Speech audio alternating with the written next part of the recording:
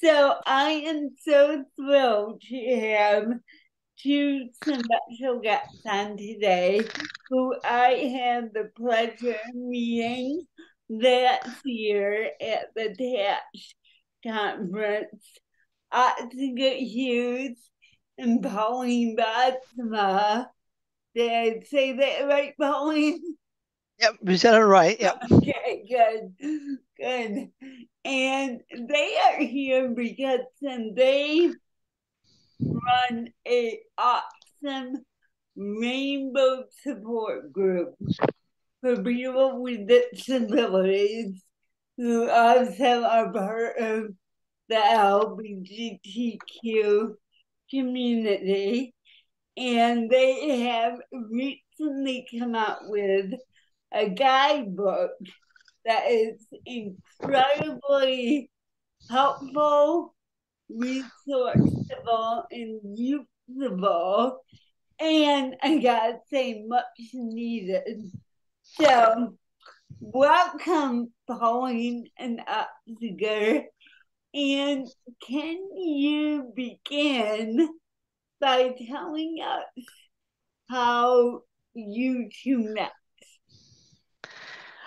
Me and Oscar met when we did we did a training for a company called Elevatus Training, and they do a lot of trainings for LGBT and IDD. So they wanted us to do a training together on mainly people with disability that identify as LGBT. So we kind of did that, and then I think it was like a month after that I met with Oscar again because we were planning to do another one, and then I asked him. I said, "Hey, are you looking for any extra work?" And he goes, "Yeah, I am."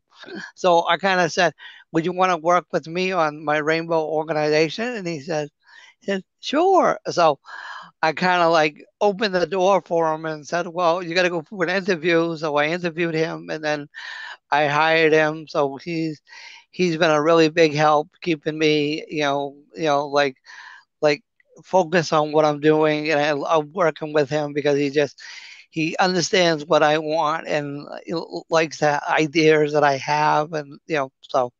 Do you want to add something, Oscar? Yeah, I mean, I'll just say that when we did that webinar and you offered me that job, that was about 3 years ago now, and Yep. just been such an honor to work with you. And I feel like we've made a great team and accomplished a lot. So it's been great. Yep. Yep.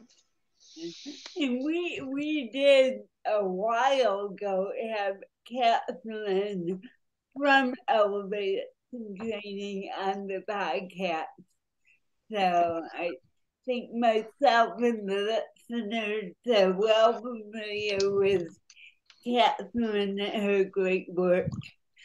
So I'm wondering if for both of you can share your personal experience in the area of dating, relationships, and disability.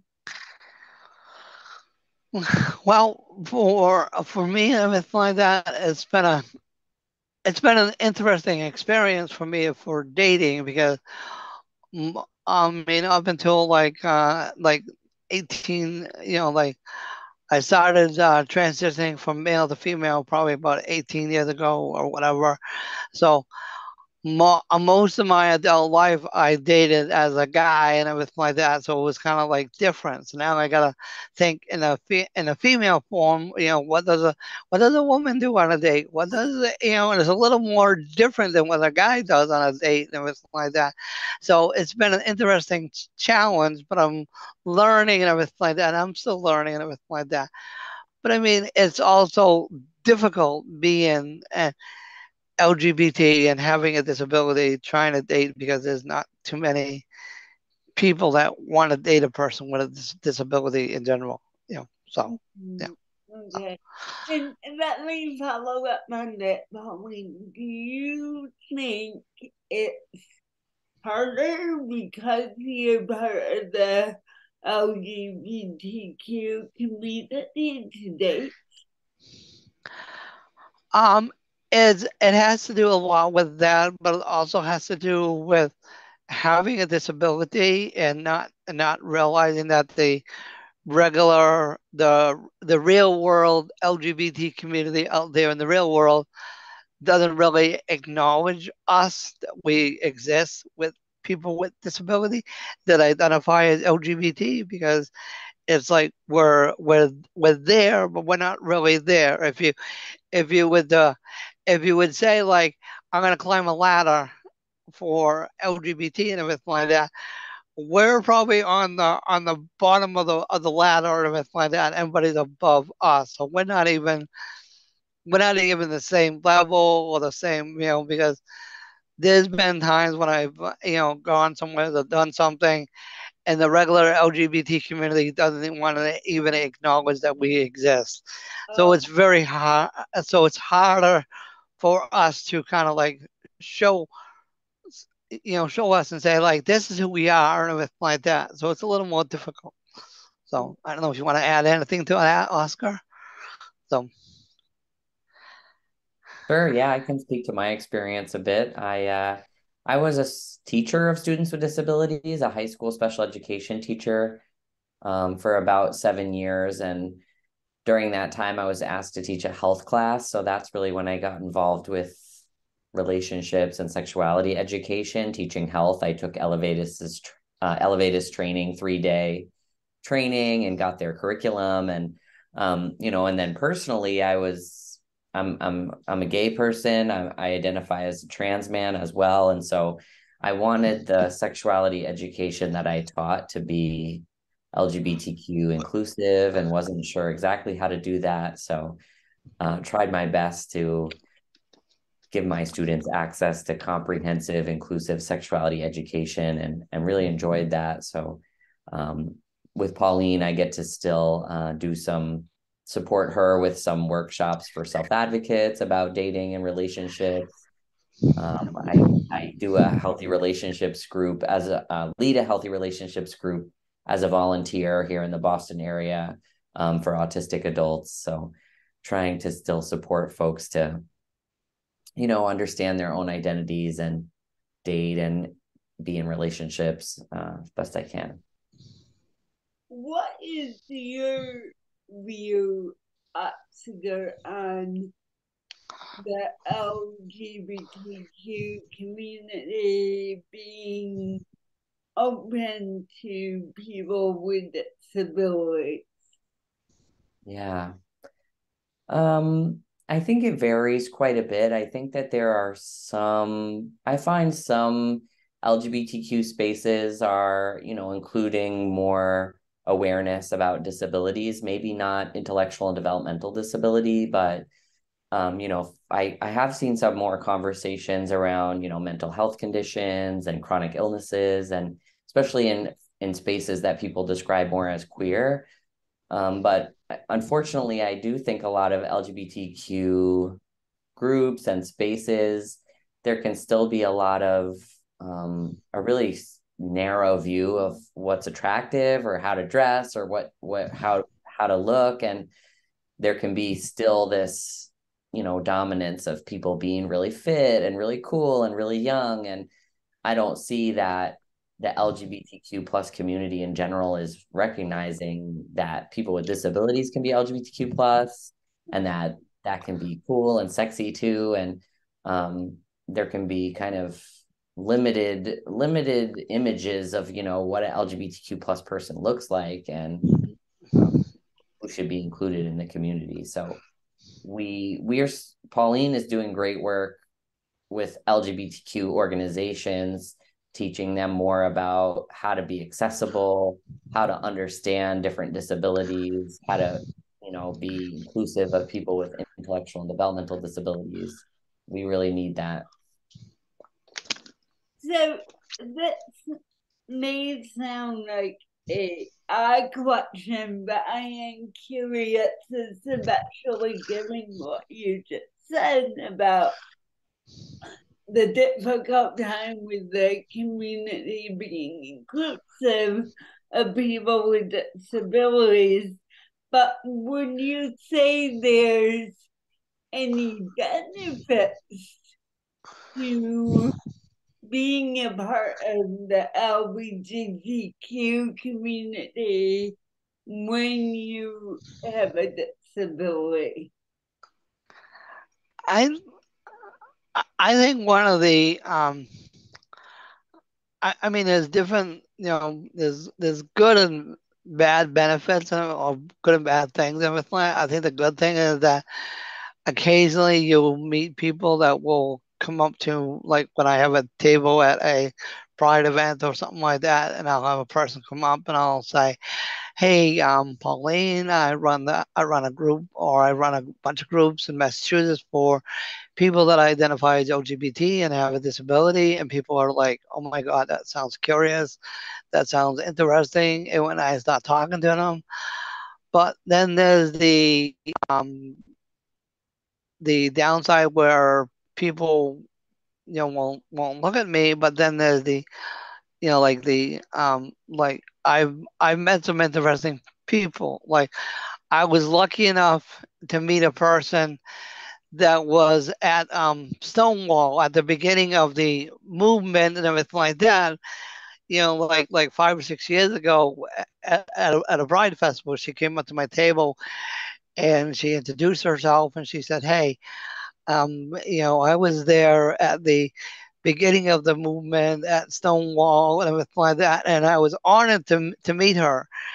And I got to talk to her, and she was very happy to talk to me about what I did. And so it made me feel good knowing that we're we're making little strides, but we're not making a big huge fuss about it. We're just making little steps here and there to get people to recognize that people with disability have the same feelings and emotions that everybody else have. And that's one of the good things, is that I'm beginning to, you know, get more, you know, interesting, or more people involved. Like other people from other, like I got a small group that I connected with in Canada, and I got a group in Australia that I'm connected to now. So where we're getting together and we're connecting to each other and we're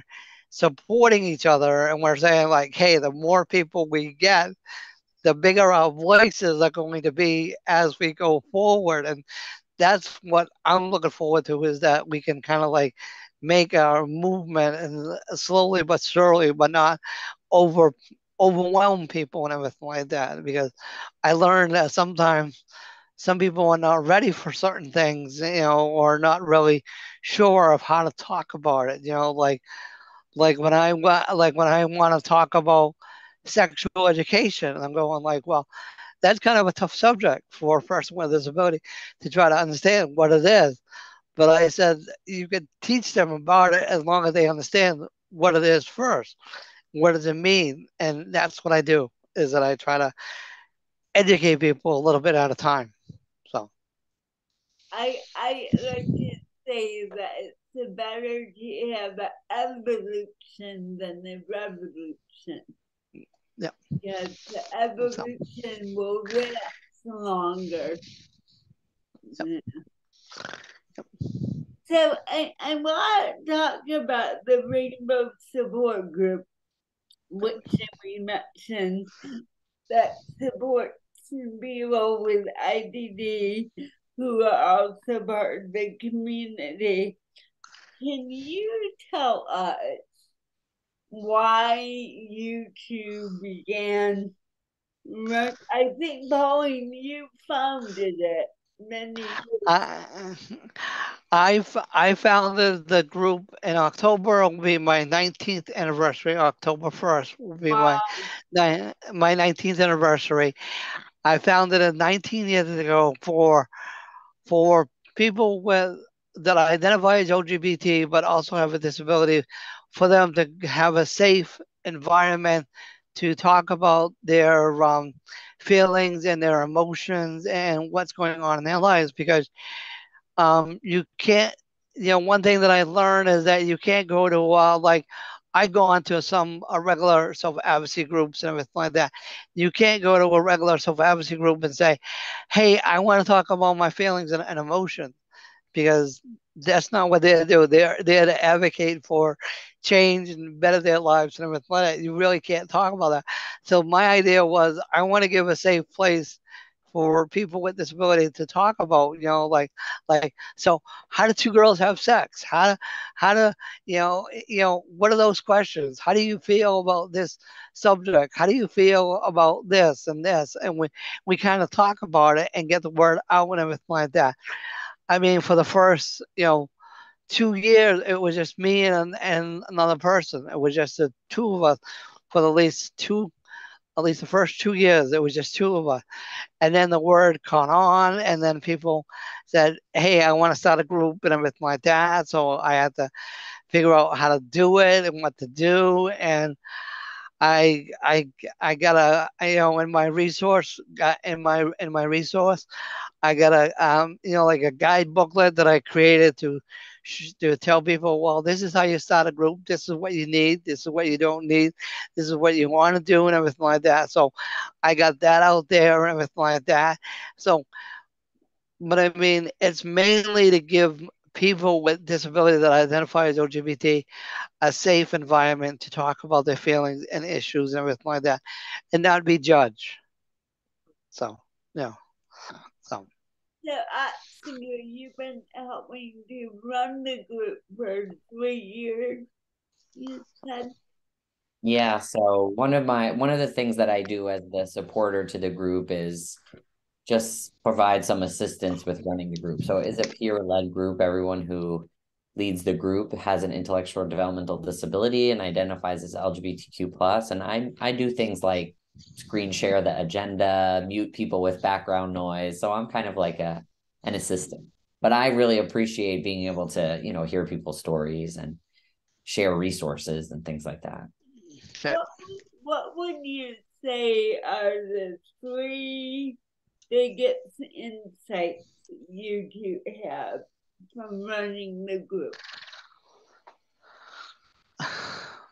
For me personally, I think is you you never know what people are going to say or what they're going to ask you, because sometimes, or even when I'm doing a training, it's like people will, I mean, I'm a very open person and everything like that. And I've had some interesting questions drawn to me about my transitioning from male to female, and I've had, so it's kind of hard when somebody asks you a question and you're not really like, okay, I wasn't really prepared for that hypothetical question, so you're going like, so I gotta really think about it and go like, how do I answer that question without getting too involved, or how do I, you know, teach that or educate people and say, hey, this has to happen. This is how educate people, and or whatever. But it can it can be challenging because somebody will say something. Well, like you know like we did a training where, well, not a training but a little webinar or whatever for people, for self advocates, and one of the things they wanted to learn was about women, periods and other, female hygiene things. And I said, I don't know nothing about that because I'm not a real woman. I'm biologically a man, so I don't know nothing about that stuff. But I want to learn. So it was interesting when I was there, and we were asking these questions, and we were like getting these answers from people that wanted to know these answers and everything like that. So, you know, I mean, so there's different, hypothetical things that happen that you really can't think about, and you're going like, okay, how does that, and you go like, that's a very interesting topic or whatever, and it just makes you think more because you're going like, I gotta think about the next, idea or whatever, and that can be challenging because you sit there and go like, huh? So yeah, so Jessica, what would you say your biggest insight has been? Yeah, I would add that I really have found it amazing how much of a difference it makes for people just to know what's possible. And I've seen many times in the group where, someone will be talking about like being trans, for example, and how they changed their name or how they started taking hormones or something like that. And, someone new to the group will say, like, wait a minute, you can do that? And they'll say, I've wanted to go by the name Jen for 20 years, but I just thought your name's your name. And then people in the group are like, no, I mean, if if you want to go by a different name, or if you feel like you're a man or a woman or non-binary, you can live that. You can come out and live that life if you want to. And so Yeah. just hearing like Pauline's story and other people's stories, people realize like, wow, that's possible. I mean, we had someone who came to a group recently who, people were talking about, there were some women talking about being gay and dating other women, and someone there was like, wait, like I've always felt attracted to women. I just figured you had to keep that to yourself and not do anything, and people were saying, no, like women can date other women. It's not always easy, but they can, and it can be really wonderful. So just hearing what's possible, that it's out there, that people live happy lives as LGBTQ people, it has such a huge impact to know about that, to hear about that. Yeah. Yeah. Now, you both recently wrote the Rainbow Support Group Guidebook, which is an excellent resource for providing support to people who are IDD in the community. Why did you write this, and what were you hoping to do with it? Well, we wrote it because it was something that Oscar got a grant to do some research on, like what do um what do LGBT plus people and IDD people need to better their lives. What kind of resources, what kind of information do they need? So, it was me, Oscar, and one other self advocate, and we kind of like created a bunch of questions, and because Oscar was doing the research for his doctorate degree, right? Or Mhm. yeah, so, and he got a grant from from Boston University to do it. So then I said, well, I wanted to take the information and say, can we put it into something? Can we do something? So I kind of said, like, I want to create like some kind of guide booklet, or you know class training program or whatever. Like, I'm not really sure. And it was a long time dream of mine to have this booklet created where people can go to and look at it and use it, and not be afraid of using it and everything like that. I mean, because so it's been a big help, because how many people have looked at the guide booklet since it's been online? Oscar, can you give us a Yeah, number? we've been getting about 8,000 views a month. It's been Yeah. almost So, Wow. 3 months, so a lot of people have been reading it, which we're very yeah, Wow, yeah. excited. that's Uh, incredible. yeah, and we have two college professors that are using it in their sexual education class, right? Yeah, that's So, right. so, so, so, and it's not just for people with disability; it's for anybody to use it. Anybody can use it and everything like that.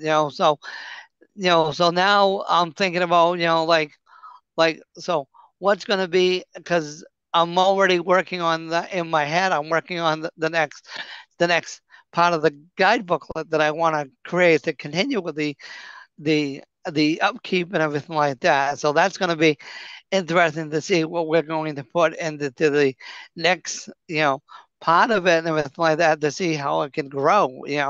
So, but I mean,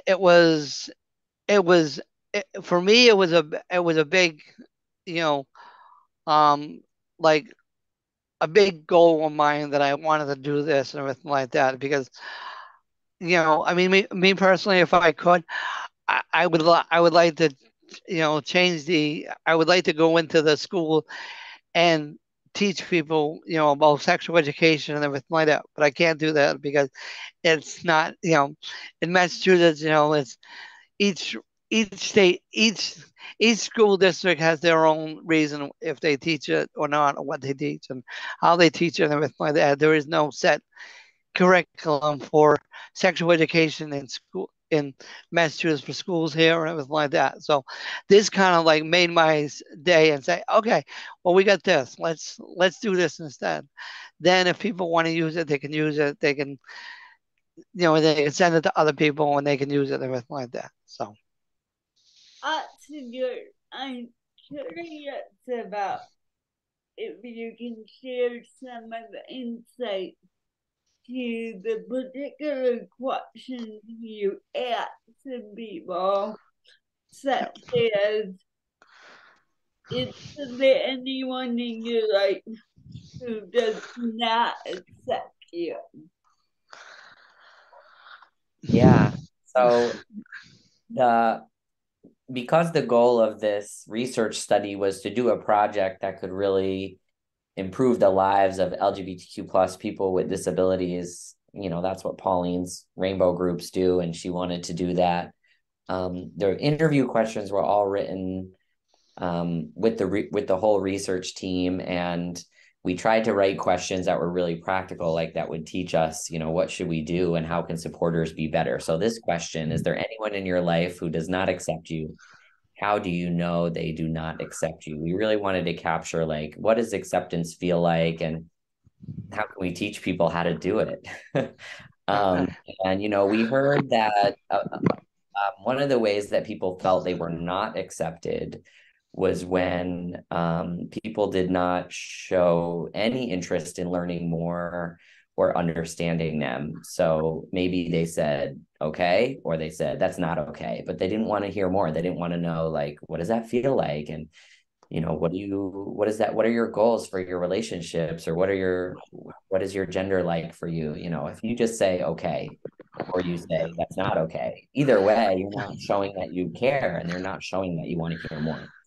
Right. Another way that people really felt they were not accepted was when they didn't get the support to kind of follow through on their identity. So, they came out as gay and they wanted to start dating, but people in their lives weren't willing to help them with that. Maybe they wanted to set up a dating profile on a gay dating app, and their family or their staff wouldn't work with them on that. Or maybe they wanted to go to a pride parade and none of their staff would drive them to go. Or so, maybe they wanted, we met someone in their 60s who wanted to start gender related hormones for transition decades ago, and her staff would say, oh, I don't know, that might have health problems, I'm not sure.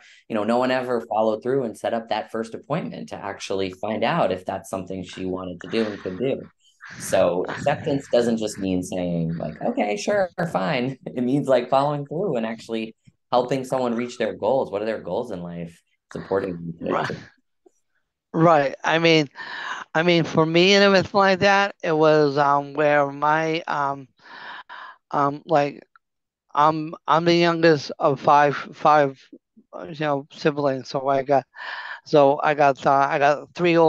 got three sisters and a brother. And after well, I got to go back a little further. My When my mother found out that I was you know you know that I wanted to be a girl, or I wanted to transition from male to female, she kind of said to me, she kind of said like, "Hey, you would make an ugly looking woman."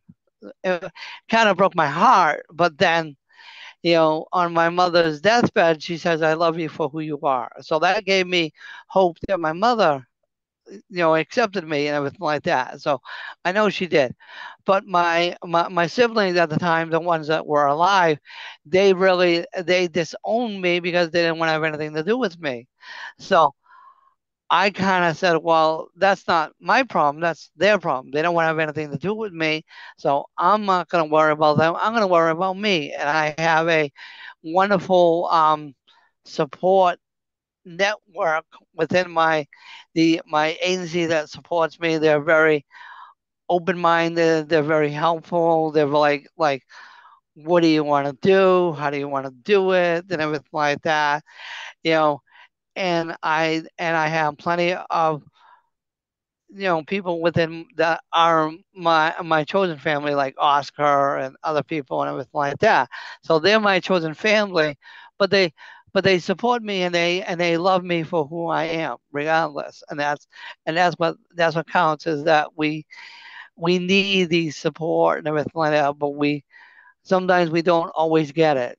So I mean, I've had my moments when support people, wanted to try to change me back, everything like that. So there's been times when things happen that I wasn't really comfortable with, but I spoke up, and I said, no, this is me, this is who I am. So, you know, so Pauline, I want to commend you for being able to say, you know what, this is their problem, not my problem. I'm going to worry about myself, and I'm yeah, going to go create my own family that will support me. uh, Good uh, for you. yep, yeah. I created my own family, and I'm not, like, I don't have, like, yeah, I might be living in a one bedroom little tiny apartment, but but I don't live alone. I mean, like, if you look right here, you can see right up there. There's one of my cats right up there, sitting up there, right. He's up in the box, and he's going like, I'm gonna lay here, and I'm gonna be next to me, and with my dad, and then I got another cat in the kitchen, and then I got my bunny rabbit Snowball that's under my bed, probably hiding under the bed and everything like that. But those are my companions. Those are, like, when I go to bed every night, the cats crawl in bed with me. When I'm out here, and my bunny rabbit Snowball, he's like white as snow and everything like that. He'll come up, jump on the couch, and he'll look at me. I'll go over and give him some love, and I'll play with him, and I'll just pet him, and just give him some love. That makes me feel good, knowing that I got these animals, and they're part of my family. I love them, and they love me, and I just love playing with them. So, And so animals are great for giving unconditional love. yep, I want yeah. to circle back. We only have a couple more questions, and then let's circle back to digging. And I wonder if you can both speak to this, but how can society as a whole see people with disabilities more as dating and relationship partners? Um, I think, just like a couple things. The main thing is just trying to teach people or educate people on not to say certain words or certain things, like like retard, dummy, moron. Those are all really words that people with disability in general don't like to hear. We don't like to hear those words. It's just really like uncomfortable for us or anything like that. Even though it might be talked about in another format, another question, because somebody might say, "Oh, that video that I saw last night was so stupid." Even though we didn't hear the first part, we might hear the last part, and that's that word "stupid." That might, we might think, oh, they're saying that word to us, but we know they're not. So, but it's just trying to educate people. And then we have the so-called people that say, like, well, if my son or daughter dates a person with a disability, they might catch your disability.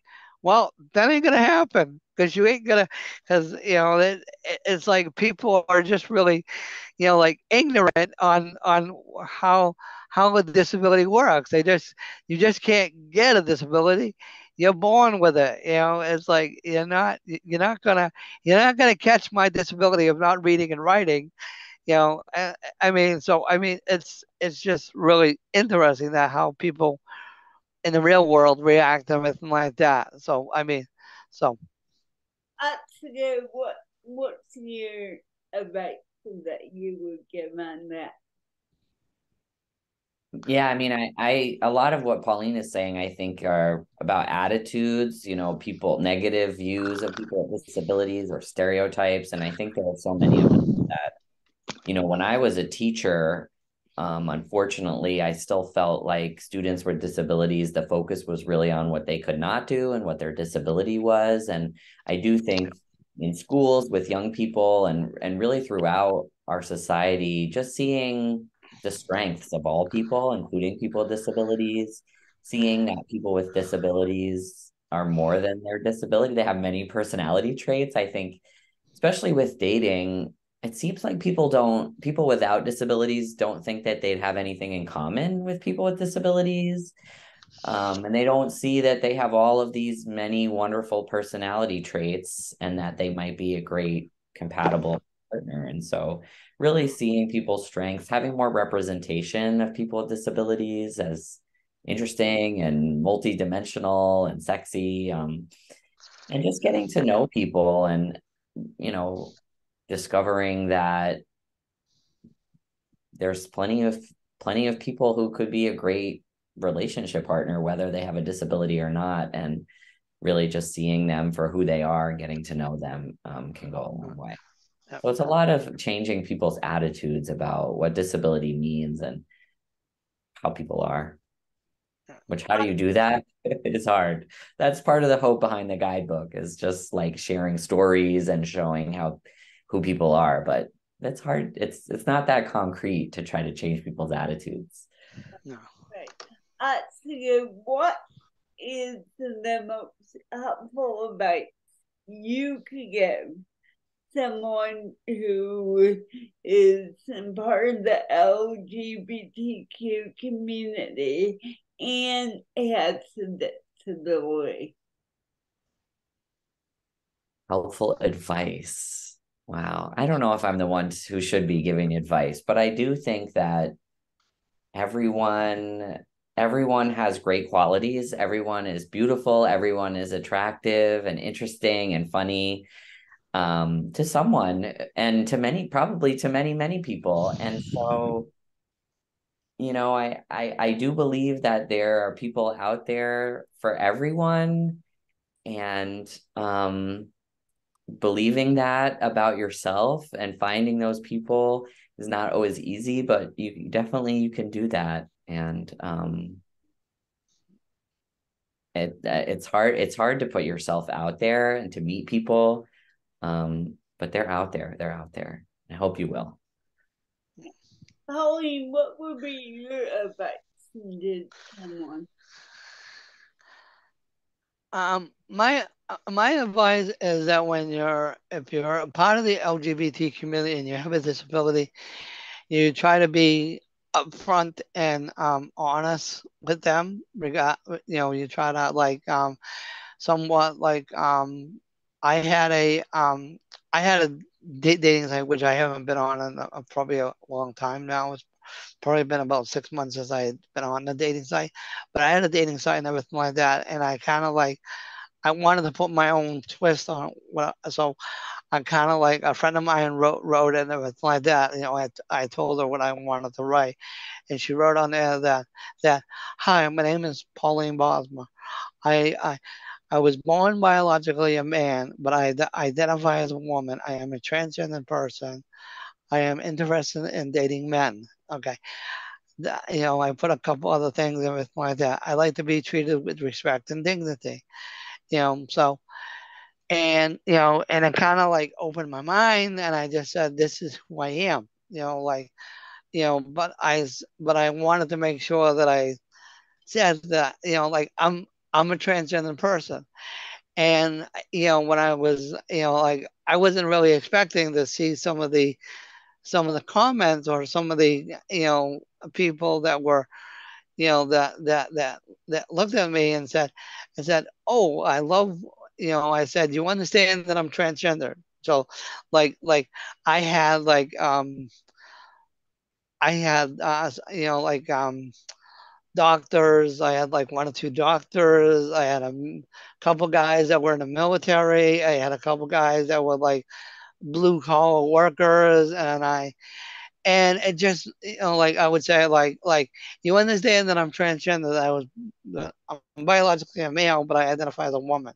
And they go like, yeah, I know that. And I said I wanted to make sure that you understand that you're that that I'm not trying to trick you, and I'm not and I just wanted to make sure they were comfortable with it, and it it kind of made me feel good, but like I had like this happened a long time ago where I was in Boston, right, and I got done doing a training, and this might have a lot to do with when I was after we did the training, I went to a me and my friend, I was hungry, so I went to get a hot dog, hot dog and a bottle of Coke because I was hungry. So I got my hot dog and I got my Coke and I was going to take a bite of it. And then I felt a little tap on my shoulder. So I turned around and there was this elderly gentleman. I mean, he had a nice full beard and everything like that. And he kind of said, "Hey, can I ask you a question? Can I say something?" And I said, "Sure." And and this is always stuck in my head because it was it was good, but it was a little creepy. He said, "Out of all the women in Boston, you are the most beautiful woman I ever met." Wow. It was kind of like flattering, but then you sit there and you go like, okay, this is a bit creepy because this is a total stranger coming up to you and saying that. So it was flattering, but it was creepy at the same time, and it made me realize that like Oscar said, is that like it's in the people and how they see you, and how you see them and how they see you. So the guy thought I was a beautiful woman, even though I was, I had a nice blouse on, a pair of pants, and my nice boots and everything like that. It it kind of makes you think about how you see yourself and everything like that. So it's interesting because then you got to think about it and you got to go like, well, how do you see yourself? How do you do that? Right, So right, right. Yeah. And yeah, so I teach a lot that dating is about you being comfortable with yourself yep, and projecting that to yep, others. yep. As we wrap up, are there any final words you would like to share? And where could people reach out to you if they had questions or wanted to get more information? They can reach out to me with my email, which is Pauline at wearemass.org and everything like that. So they can also reach me on my email, and my phone number is in the guide booklet and in the so um and I think I would just say like try to just be yourself. Don't be a don't be a don't like the old saying says, don't judge a book by its cover. Hmm. So you got to get to know the person before you judge them, because so yeah. And hopefully you can share our websites. We, if anyone is interested in joining a rainbow support group, we have one online that's open to anyone in the US or really anywhere. Oh, Most, great. I did not know that.